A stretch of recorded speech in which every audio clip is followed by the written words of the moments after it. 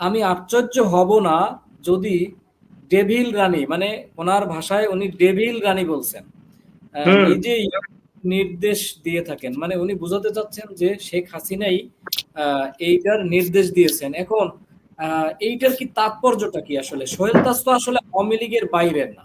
আমরা একটু আপনার থেকে তাৎপর্যটা নেই যে কি বার্তা দিতে চায় আসলে উনি। না, এখন সোহেল তাজ আওয়ামী লীগের বাইরে না, এটা এটা এটা এটা সত্য। আওয়ামী লীগের বাইরে না, আমি মনে করি যে শেখ হাসিনার চাইতে সোহেল তাজরা আওয়ামী লীগের বেশি ভিতরে। যেটা শেখ হাসিনা না, যেটা শেখ হাসিনা না তার চাইতে সোহেল তাজরা বেশি আওয়ামী লীগের ভিতরের লোক। এখন এক একজন মানুষের বা এক একটা পরিবারের তো থাকে। আপনি যদি জেনে থাকেন যে তাজউদ্দিন আহমেদ কিন্তু শেষ পর্যন্ত আওয়ামী লীগের থাকতে পারে নাই, শেষ পর্যন্ত কিন্তু শেখ মুজিবের সাথে সুসম্পর্ক রাখতে পারে নাই।